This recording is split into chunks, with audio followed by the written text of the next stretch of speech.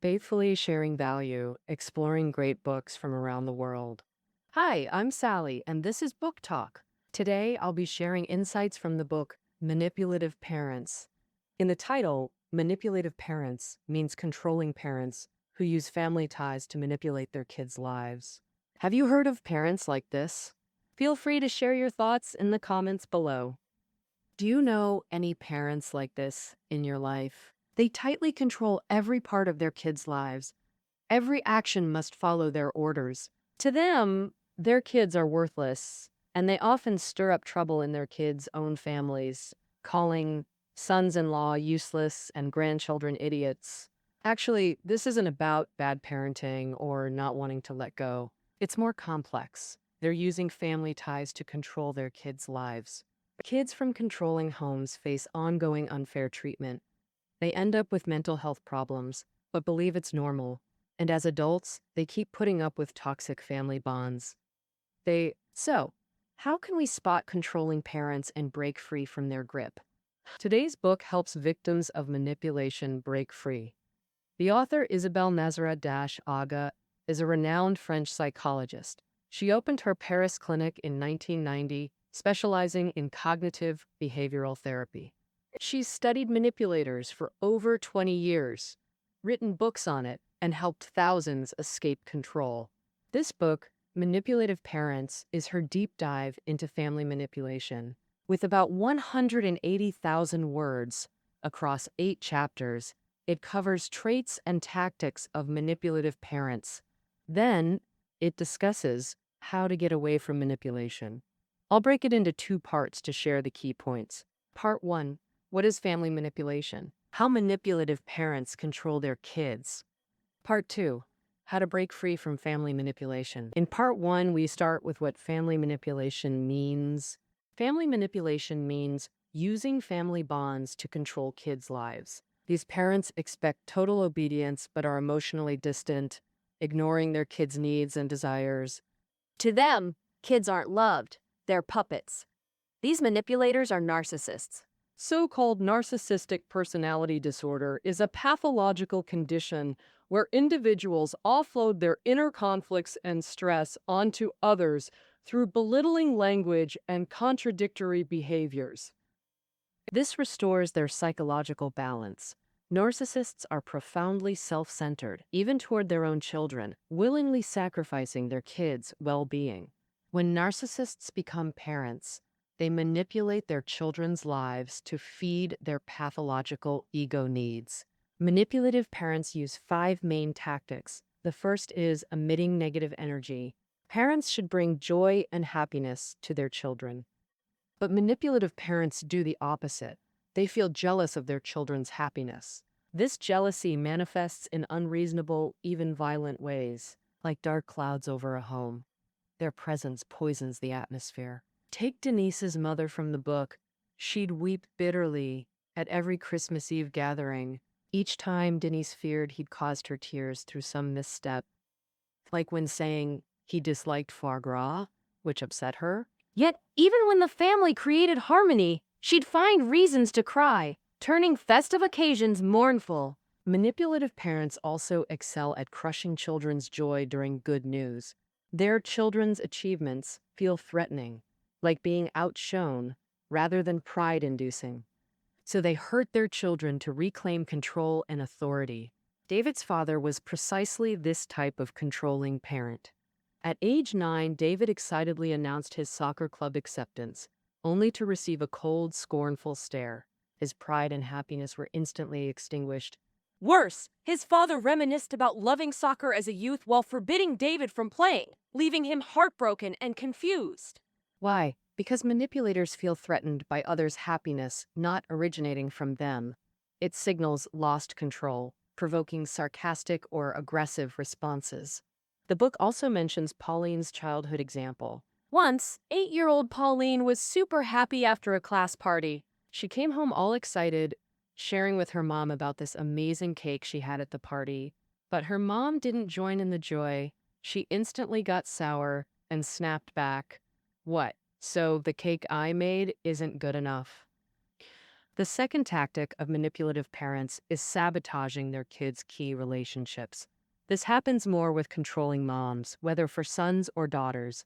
They wreck the bond between child and dad, and it gets worse after divorce.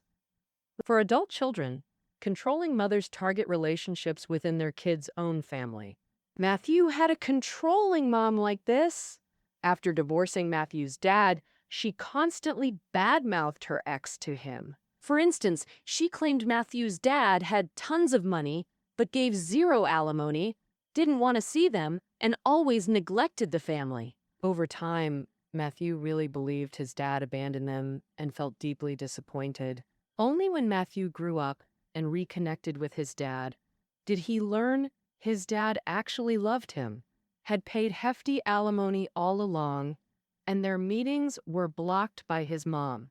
It's key that manipulative parents' spouse blaming isn't just ordinary griping. It's not simple venting. They deliberately twist facts in front of the kid, planting seeds of hate to drive a wedge in the parent-child bond. This lets them clamp down harder on the child. Even after the child grows up, controlling moms don't back off. Like, when their kid starts dating, controlling moms often aren't thrilled. They just nitpick everything. They'll say the partner isn't good enough, stuff like that. Because they feel once the kid has their own life, they'll slip from control, making them all unbalanced. After marriage, controlling moms keep scheming to manipulate the kid's new family. Take this controlling mother-in-law who thought she was the top dog in her son's house. So even though her son had a live-in nanny handling chores and kids, not needing her help, she still used watching the grandkids as an excuse to barge in all the time. Then she'd tell everyone how much effort she put in, saying she's exhausted while her son and daughter-in-law show no appreciation.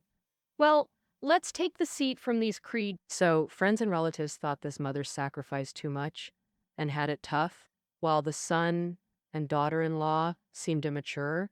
Eventually, this controlling mother-in-law's reputation improved, while her son and daughter-in-law couldn't defend themselves. The third manipulation tactic is financial control, specifically emotional stinginess. Manipulators have a pathological view of money. Since raising kids costs money, they weaponize it to control and dominate. Their stinginess often hides behind frugality claims. Tatiana's dad was like this in 4 degrees Celsius winters. They had no heating and cooked only on a wood stove. No gas stove allowed. In Tatiana's memory, besides secondhand clothes sold by weight, her dad never bought proper outfits. With meals, he insisted against food waste but took it to extremes. When their apple orchard had a bumper harvest, he'd store baskets in the cellar. To avoid wasting any, the family ate only apples at every meal, starting with rotten ones. This led to 3 straight months of eating spoiled apples one year. Beyond stinginess, there's a deeper reason. As a manipulator, he got perverse pleasure from controlling their diet and depriving them of joy. When giving gifts, manipulative parents use them as bribing tools.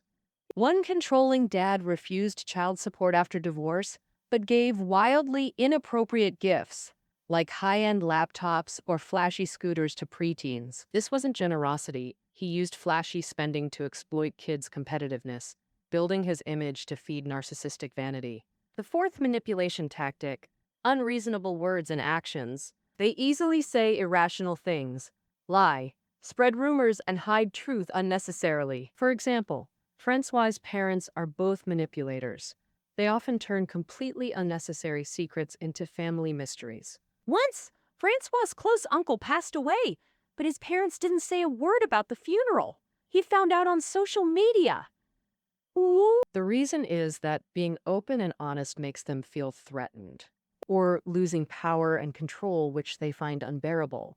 Moreover, manipulators derive psychological pleasure from others' reactions like surprise, confusion, or sadness, satisfying their pathological needs. When it comes to spreading rumors, manipulators have no limits.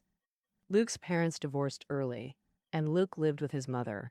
For a long time, his mother often claimed that Luke's father sexually abused him as a child, which made Luke despise his father. In fact, Luke's father was the truly caring and responsible parent, while his mother was maliciously slandering him without basis.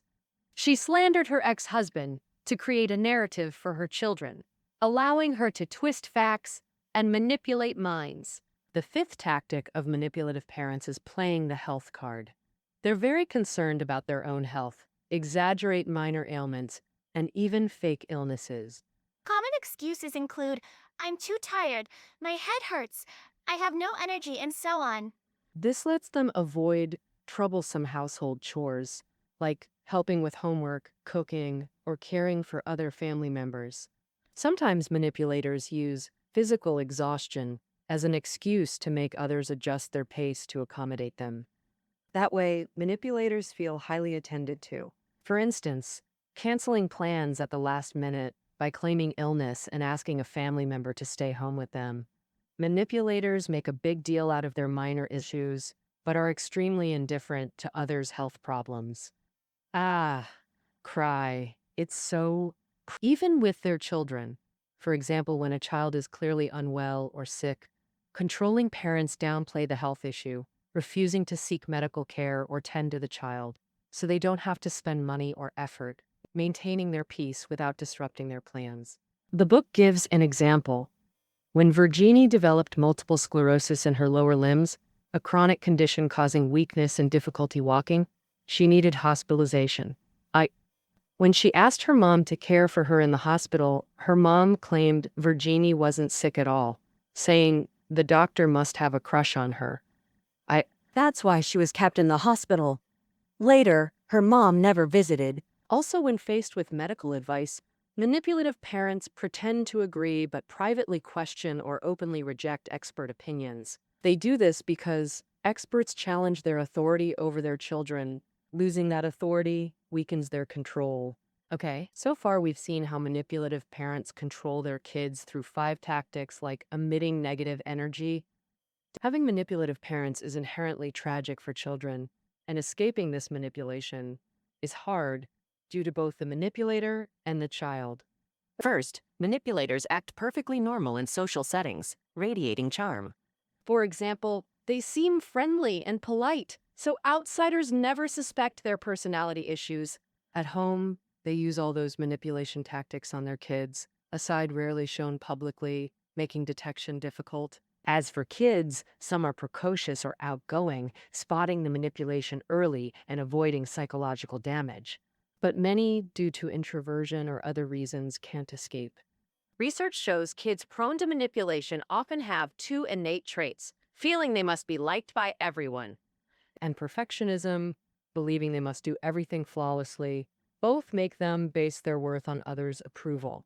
So from childhood, they obey manipulative parents without question, becoming easy targets. When criticized unfairly, they blame themselves instead of questioning their parents. Long-term victims obsess over their parents' actions, growing anxious, self-doubting, and passive, accepting abuse without fighting back. Worst cases may lead to depression, self-harm, or suicide.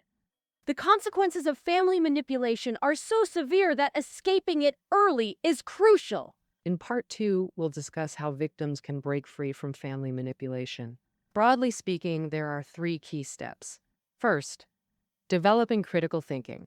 This especially helps young children who don't yet understand right from wrong. After being demeaned by manipulative parents, their self-esteem and confidence easily crumble.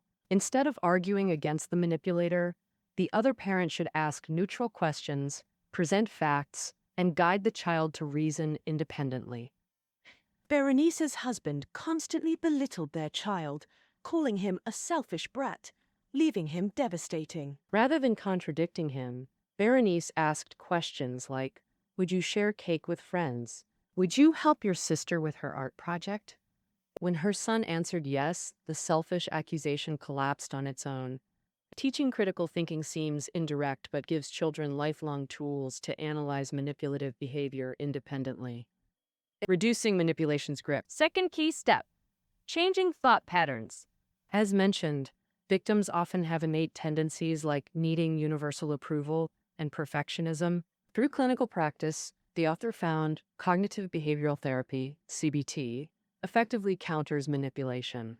CBT transforms both thinking and behavior simultaneously. In therapy groups, the author helped victims rebuild self-worth. For approval seekers, she taught gradual refusal skills, starting with small, unwanted tasks like refusing to pick up packages, give rides, or run errands for others, then gradually increase the difficulty. For example, refusing unwanted parties, not insincerely pleasing others, and so on. Through this process, victims realize their worth isn't based on others' opinions, and blindly obeying and pleasing doesn't make you valuable, and refusing unreasonable requests or unnecessary help isn't wrong at all. Once victims rebuild a healthy self-worth, manipulative parents can't control them as easily. For victims with perfectionist traits, the author first provides cognitive training. For instance, asking victims, if I do this slightly worse than usual, does that make me worthless? Are all people I see as imperfect truly unworthy of respect? After some cognitive training, adjust behavior step by step from low to high difficulty. For example, start by skipping cleaning one room each time, allowing a few typos in notes, or leaving 3 out of 10 tasks for tomorrow. Through behavioral training, victims' excessive demands on themselves reduce to a more reasonable level. Once their self-expectations normalize, they view manipulators' criticism more objectively, without constant self-deprecation or submission. Breaking free from family manipulation. The third key point is leaving manipulative parents, mainly for adults, or those able to live independently. Narcissistic parents rarely change. So, once children can be independent, they should distance themselves from controlling parents.